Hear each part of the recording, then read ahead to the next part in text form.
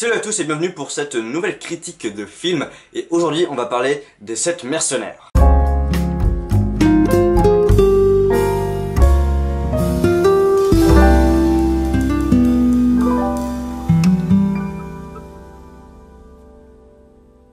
Donc les 7 mercenaires, sorti cette année, le nouveau film d'Antoine Fuqua qui a en vedette Denzel Washington et Chris Pratt. Donc Denzel Washington, juste pour vous resituer un petit peu, c'est un noir, et Chris Pratt c'est le mec qui joue dans Les Gardiens de la Galaxie.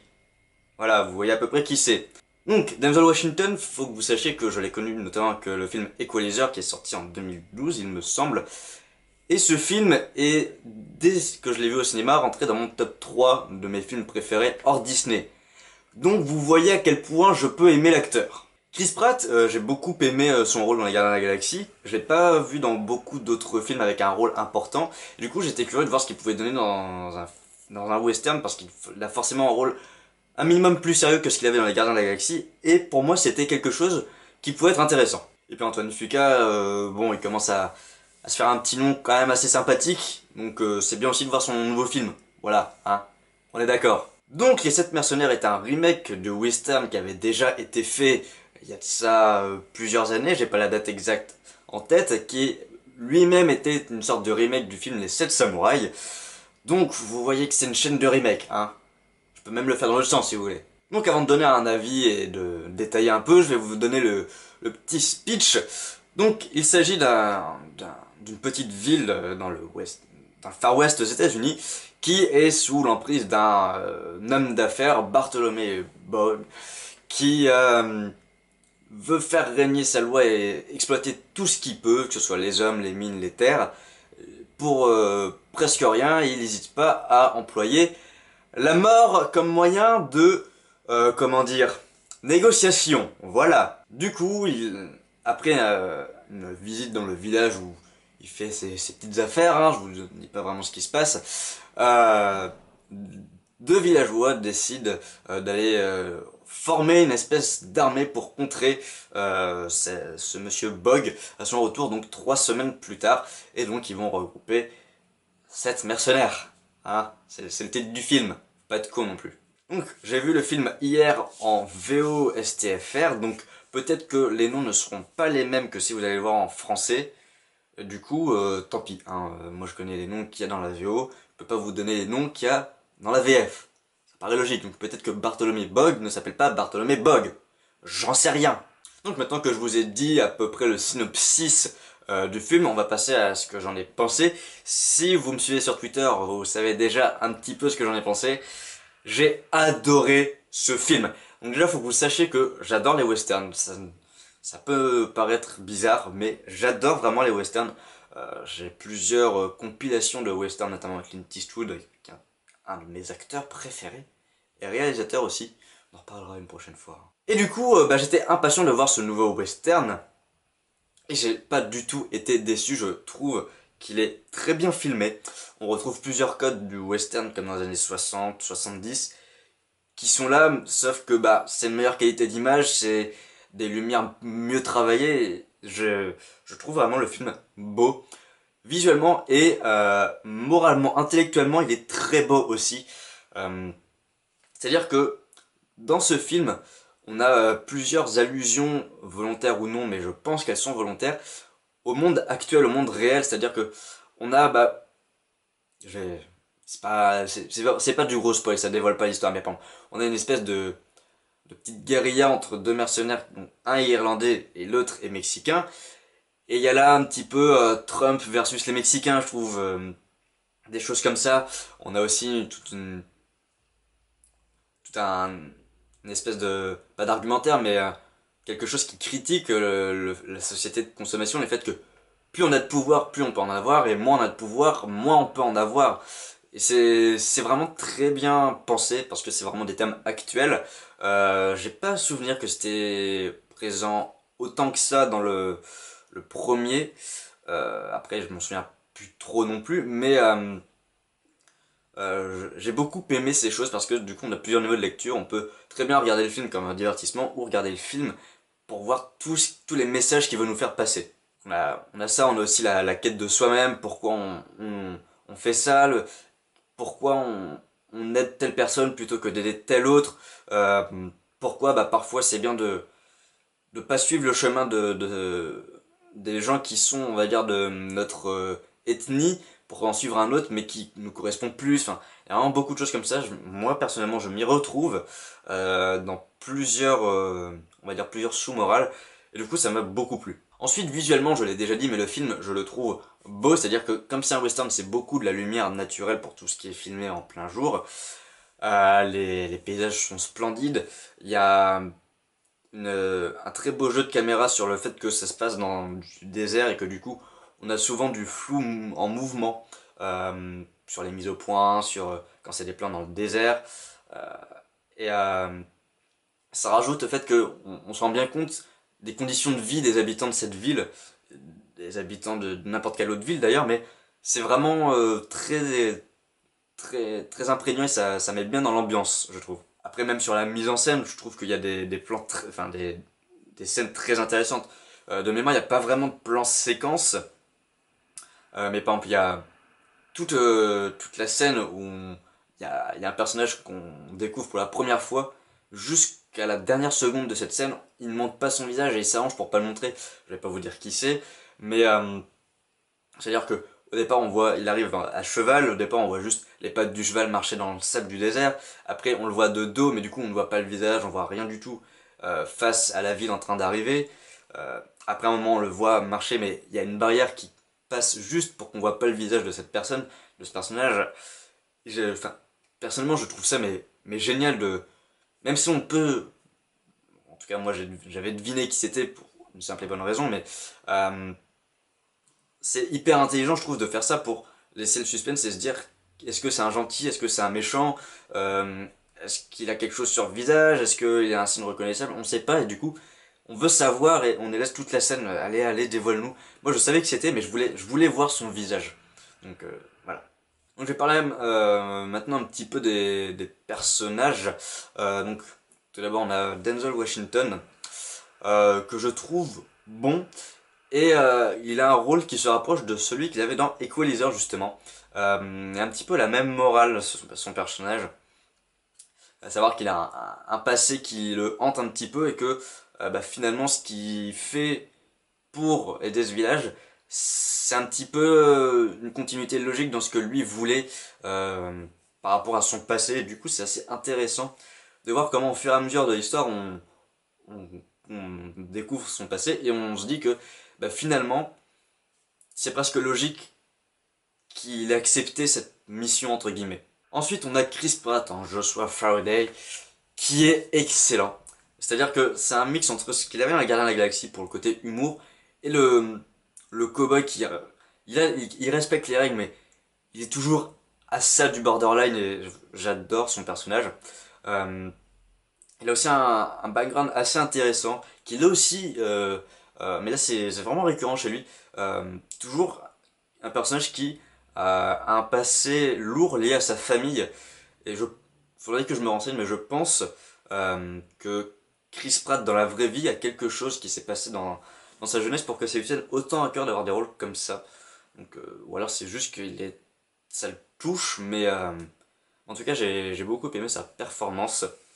Et, euh, et voilà, très très bon. Franchement, bravo Chris Pratt. Ensuite, on a Goodnight et le chinois qui est avec lui. J'ai oublié le nom du chinois. C'est une honte parce que c'est mon personnage préféré, je pense, après Chris Pratt du film. Il est tellement badass, il se bat avec des flingues, avec des couteaux, avec une épingle à cheveux. Ça s'invente pas, ça quand même. Et non, genre, vraiment, j'adore. Goodnight, on ne découvre pas beaucoup de son passé, mais ce qu'on en apprend, c'est assez poignant, je trouve. Et il y a toute une suite d'événements dans l'intrigue qui construisent, déconstruisent le personnage. Et c'est assez intéressant quand même.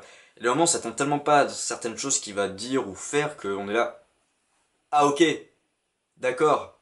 Ensuite, Horn, qui est un espèce de chasseur, tueur d'indiens à la base, qui une fois que la chasse aux indiens est interdite, bah, vit seul dans la forêt. Et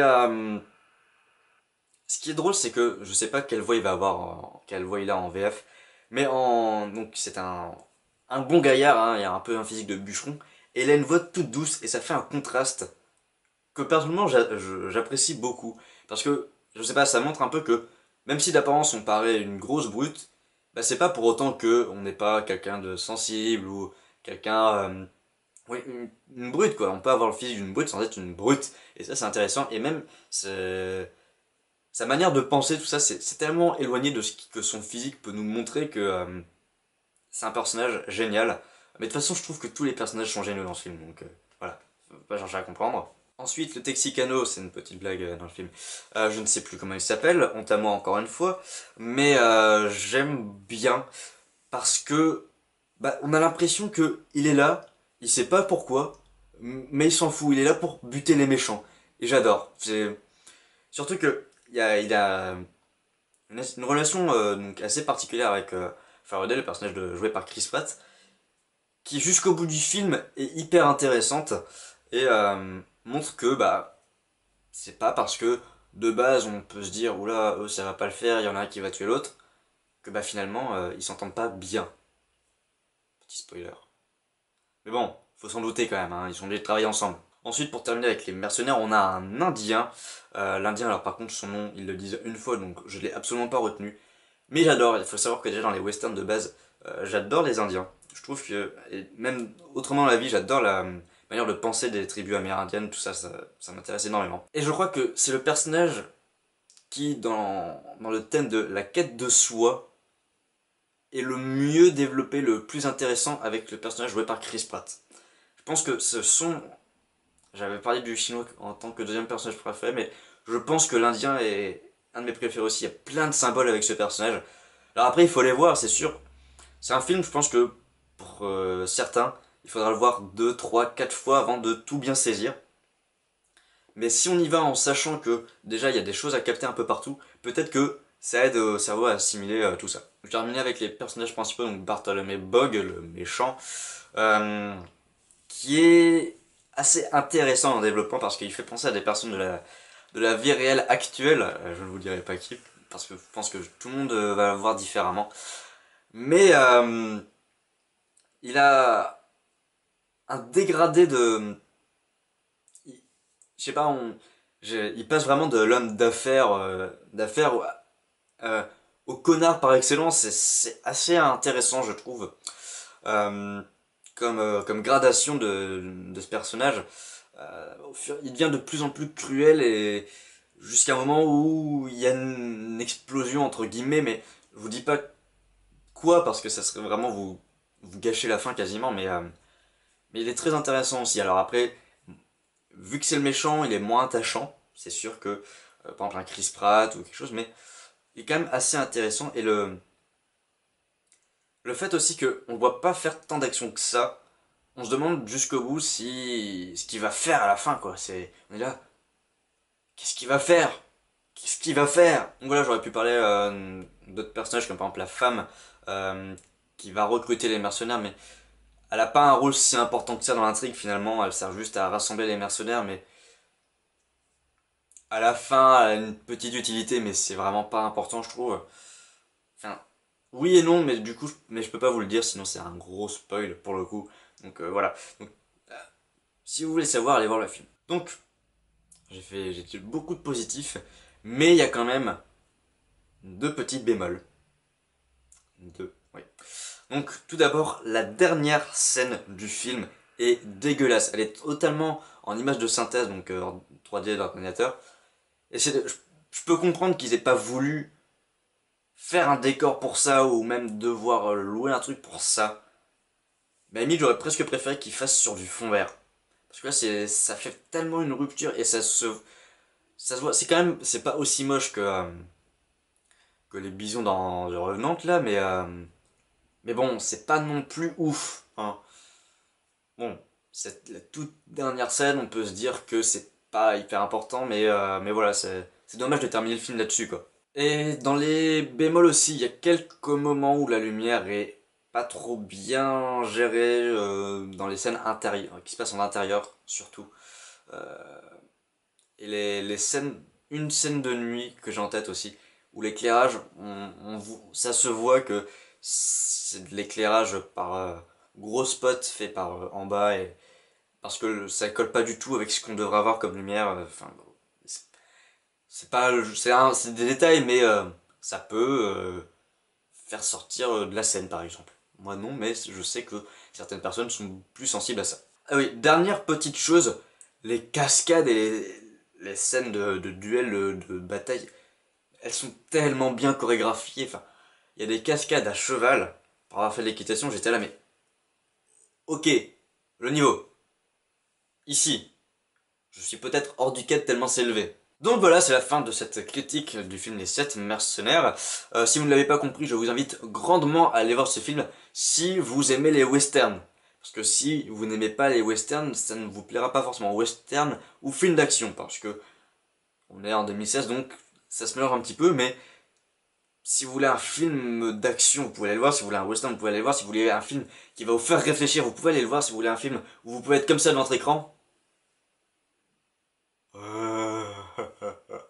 vous pouvez aussi. Donc, allez voir ce putain de bon film.